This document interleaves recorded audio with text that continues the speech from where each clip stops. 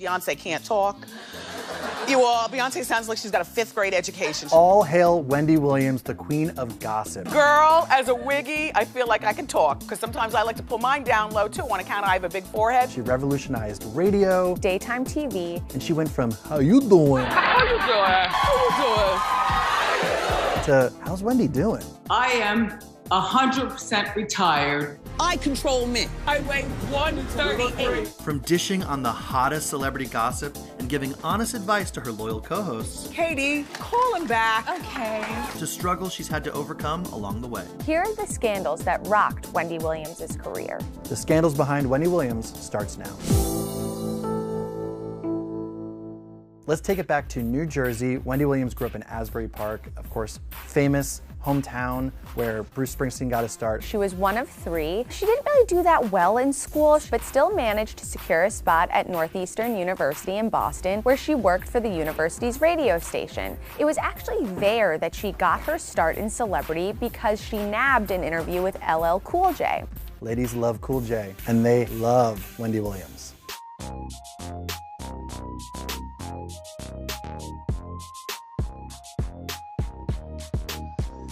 Her first radio gig was at this reggae station in the Virgin Islands, and she hated it. So she actually came back to the United States, where she secured a job in radio in New York. She eventually lands a weekend spot filling in on Kiss FM, and this is where her career completely changes. One day on the air, she picks up a New York Post, And she decided to read Page Six's iconic tabloid scoops. Wendy starts reporting celebrity gossip on the radio, and it becomes a massive hit, and her fame starts to solidify. She rocked the boat with a lot of her hot takes. New York, let's dish some dirt. By 1991, Wendy's segment Dish the Dirt is all over New York. By 1993, Wendy Williams is the highest rated radio show in her time slot in New York. Some might say she was ahead of her time. She talked about the rape allegations that Bill Cosby was facing, cut to these days. He's been accused of drugging and raping women. However, the criminal case against Cosby was eventually dismissed. She also talked about Diddy's alleged sexuality, which, by the way, remains unknown. Wendy at the time has a reoccurring segment where she's claiming famous male rappers are actually secretly gay. Pinky's up. That's her little secret code word for her listeners if she's talking about a guy who's, in the closet. And she also spoke about rape allegations against Russell Simmons. Both he and Bill Cosby called the radio station to try and get Wendy fired. But she was so good at her job that the radio station said, Nah, she's our golden goose. Deal with it. She was eventually permanently suspended, aka fired. Charlemagne the God actually recently said that Diddy was the one who got her fired after she questioned his sexuality on the air. See, Wendy's whole thing was Diddy was gay since the 90s. She knew, dog. And she got fired for putting that out there. But at the time, it was alleged that she was fired because she referred to a girl group as broke hoes. So then Wendy sues the radio station to get out of her contract and picks up her bags and moves to another location. She really broke the mold with shocking interviews that may or may not have been legitimate, but still aired on the radio station. In 2001, she interviewed Mariah Carey. She asked her about her alleged breast implants, if she was secretly a lesbian because she was friends with the Brat. I'm not a promiscuous person. I believe that, and I also believe that you are not a lesbian. What? Is that the new one? She also famously interviewed Whitney Houston. She asked Whitney straight up, are you on drugs? What's going on with Bobby Brown? You are so nosy, man. You don't even know what I do. Like you said, you never met me. You don't know me. You ain't been in my house. You don't live with me. You don't sleep with me. You don't do with me, but talk about me. So watch what you say. Watch what the you say. Now, it's still unknown if Whitney knew that it was being recorded, but this absolutely solidified Wendy as the premier shock jock on the radio at the time. Live from New York City, it's the Wendy Williams Show. Pretty soon, her gigantic syndicated radio show becomes her gigantic daytime TV show. After only a couple of trial episodes, she was nationally syndicated because it was such a massive hit. At the same time, this is when she met her now ex-husband, but her second husband, Kevin Hunter, who would go on not only to be her husband, but also a co-executive producer and her manager. She became known for 2 segments, Hot Topics, where she just dove into all of the celebrity scoops, and she also had Ask Wendy, where her audience members would ask her questions. He was just being a silly goose. Katie, call him back. Okay. And she'd answer them as honestly as she always would and could. Wendy gets away with saying whatever she wants on the air. What bristles me is that he said African American. Black. It's sort of a pre-cancel era. There's so many hysterical moments that went viral before that was even a thing. You'll never be the woman that we are, no matter how gay, sir. While talking about Beyonce's documentary, she said she had to read it with closed captioning. Fortunately, one of the TVs in our kitchen has closed captioning, so I'll be able to understand what she says. You know Beyonce can't talk.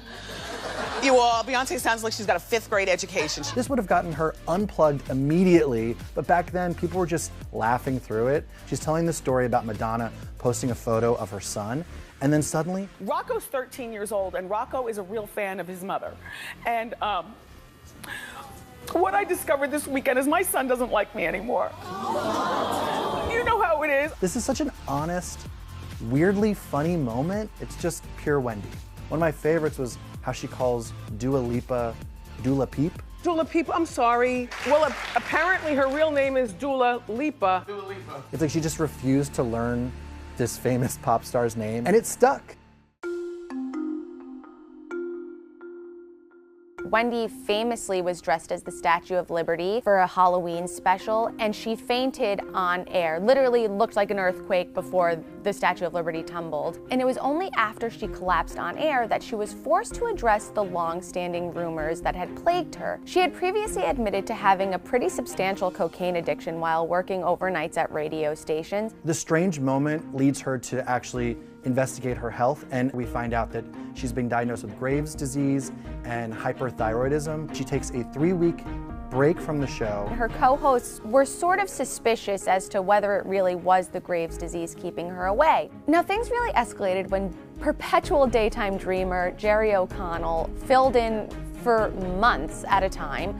And eventually, Wendy did return and disclosed that she had actually been living in a sober living facility in Queens. And even today and beyond, I have been living in a sober house. Simultaneously, there were rumors that her marriage was falling apart at the seams. Sources actually told Page Six that Kevin was really trying to take control of her money, and at the same time, there were rumors that he had been cheating on her with a longtime mistress. From there on out, her health was never the same again.